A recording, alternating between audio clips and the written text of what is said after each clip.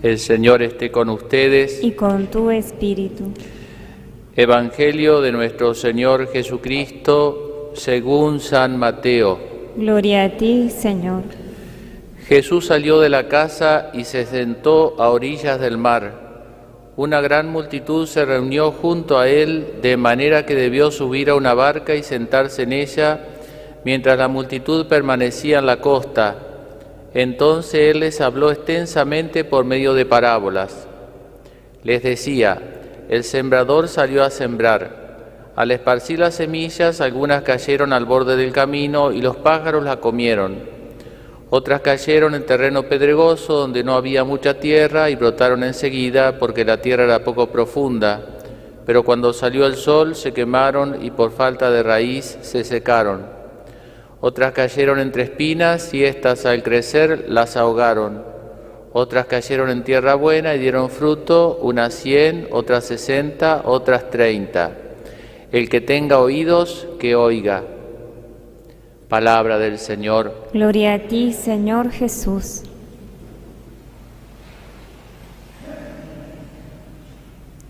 Seguimos reflexionando sobre la primera lectura del libro del Éxodo a lo largo de esta semana, como decíamos los días anteriores, que Dios saca al pueblo de Israel de la esclavitud de Egipto rumbo hacia la tierra prometida, y el relato que estamos escuchando es todo ese camino por el desierto, antes de pasar el Mar Rojo, que fue el milagro de ayer, y ahora ya habiendo pasado el Mar Rojo rumbo a la tierra prometida.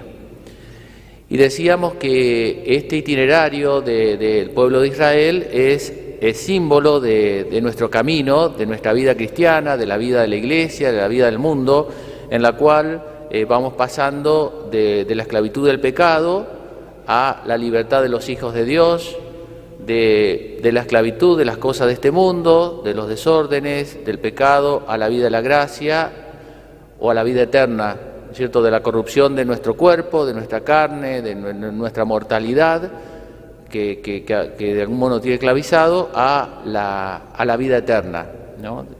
Y en el camino está este desierto, en el cual simboliza nuestro tiempo, nuestra vida cristiana, el desierto.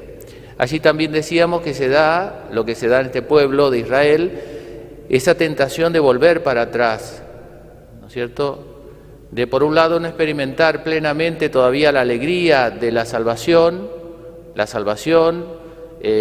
felicidad que va a estar plenamente al final, pero no experimentarla en el camino, y la nostalgia de lo que uno ha podido dejar, ¿no? Esa mala memoria que uno tiene que hace que uno por ahí pueda volver a caer 2 veces en el mismo pozo.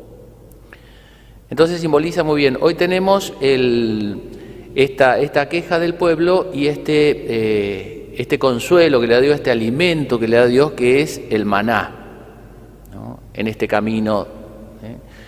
Entonces, todas estas tentaciones, gracias, ¿no es cierto?, que nosotros tenemos en el camino nuestro, en nuestra vida cristiana, de la intervención de Dios, Dios se presenta aquí como un Padre nutricio, como alguien que alimenta con el maná.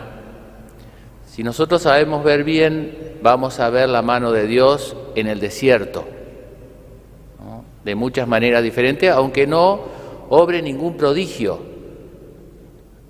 Si la sabemos ver, la vamos a ver. Y si no la sabemos ver, como este israelita que Dios lo acababa de hacer pasar por el Mar Rojo, y sin embargo se estaban quejando de que Dios lo había dejado muertos de hambre en el desierto, cuando habían visto las maravillas. Si uno no las quiere ver, no las va a ver, ¿no? Y bueno, y dentro de esas maravillas de Dios está este pan bajado del cielo, el maná que Dios le da para que se alimente, ¿no? Pero como todo alimento requiere apetito, hambre de este alimento, ¿no? El maná requiere esa disposición del corazón, ese hambre. Si nosotros vemos a veces en el mundo que nos toca vivir a gente que muere de inanición espiritual, de inanición de falta de amor, de falta de comprensión, de falta de fuerza, de falta de tantas cosas, no es porque no haya amor.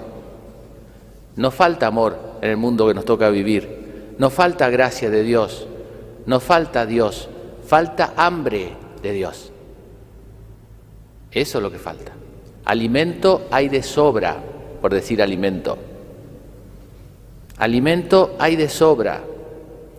Si la gente muere sin, por decir espiritualmente hablando, es porque no se acerca a comer el alimento, ¿no? Porque no hay hambre de Dios, porque se sacia esa hambre a veces con, como uno dice, con chisitos, con comida berreta, se llena el estómago de eso y ya no hay apetito de este alimento.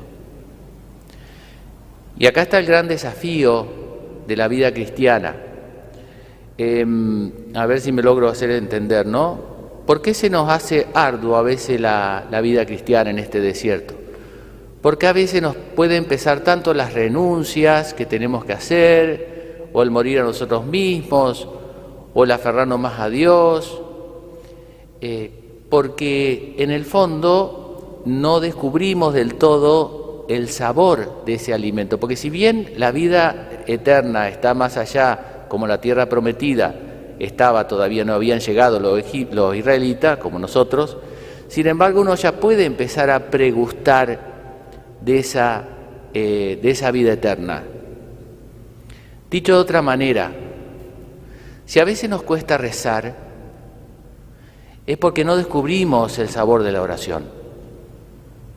Si uno descubre el sabor de la oración, no digo que no va a ser tan romántico que uno siempre tenga las mismas ganas, porque a veces ni para comer tenemos siempre las mismas ganas, comer la comida, pero vamos a hacerlo con total naturalidad, con total apetito.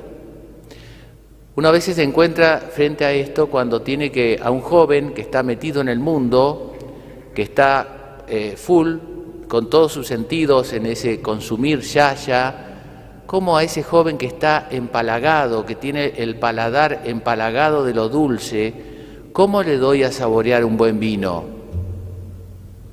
¿Vieron? Si uno toma Coca-Cola y después toma el vino, le resulta agrio. ¿Qué va a valorar ese joven? El valor de la castidad, el valor de venir a misa. Es totalmente aburrido, ¿qué quieren que le diga? Y tiene su lógica. Tiene arruinado el paladar. Por eso no va a valorar esto, hasta que no experimente el vacío de eso y pruebe de algún modo lo que es la fe, lo que es la vida cristiana. Hasta que no logre ese clic, no hay con qué darle. No se puede obligar a comer, tiene que comer uno con apetito. Ese es el gran desafío que tenemos. Yo me podría cruzar a la plaza todos los días, los domingos a la tarde, cuando hay muchos jóvenes, decir vengan y guitarrear un rato. Bueno, los entretengo ahí un poco, pero de ahí a traerlos aquí y que la hostia les resulte sabrosa, y hay todo un camino. Si no dejan de consumir todo eso, tienen el paladar, ¿qué les voy a hablar yo de oración? ¿No es cierto? Es imposible que valoren. ¿No? Dios tiene sus caminos, ¿no es cierto? Y a veces la vida permite que lo amargo nos invada para que uno busque a Dios, que se sientan vacíos por dentro, que sientan un gran vacío existencial, y de ese modo algunos desde ahí remontan y buscan y empiezan a probar esta comida, este sabor, ¿no? Pero si no se da eso, no hay forma. ¿Entienden? No es que no hay más gente en la iglesia porque nosotros tenemos que salir más, invitar, sí, todo lo que quiera, hay que salir, invitar más, pero si no hay apetito, no se los puede traer obligados. Y el apetito es personal y es libre. ¿Entiende? Ese es el límite que nosotros tenemos. Y Dios lo despierta, pero tiene sus tiempos, porque Dios respeta, también va llevando las cosas y se toma a veces toda una vida para despertar el apetito, como pasó en San Agustín, por ejemplo, ¿no? Pero digo, esto para que uno entienda cómo, digamos, nosotros tenemos que empezar por nosotros y nosotros sí sentir apetito y deseo y saborear lo que Dios nos regala, este maná del cielo. Para eso hay que tener el paladar dispuesto, hay que tener hambre, hay que tener deseo de Dios, hay que tener humildad. Bueno, pidámosle a la Virgen la gracia entonces, en este camino de la Iglesia nos ha dejado Jesús la Eucaristía, es el maná. Jesús mismo atribuye esta figura del maná a la Eucaristía, para la cual también hay que tener paladar, ¿no es cierto? Hay que tener apetito. La condición para comer es tener apetito. Tener apetito es tener deseo. El deseo es signo de amor, de amar, de humildad, de confianza. Eso es lo necesario para comer. Bueno, que la Virgen nos conceda entonces esa sed, ese hambre, porque comiendo de esta comida vamos a poder atravesar el desierto. Porque todos estamos en el desierto, les aviso, no es que nosotros los cristianos estamos en el desierto y el mundano, el alejado de Dios está en el paraíso, no, ese también está en el desierto, Puede tener como algunos desiertos allá digamos que los árabes que los transforman con oasis, hay unos hoteles de no sé cuánto, pero es el desierto. Agarra una tormenta de arena y le vuela todo el hotel. Es el desierto, también están en el desierto. No es que los cristianos sufrimos y el mundano no sufre, no, todos sufrimos. La única diferencia está en que si uno se alimenta bien, tiene fuerza para atravesar este desierto. Y si uno no se alimenta bien, cualquier tormenta de arena se lo lleva puesto. Que la Virgen nos conceda esa gracia.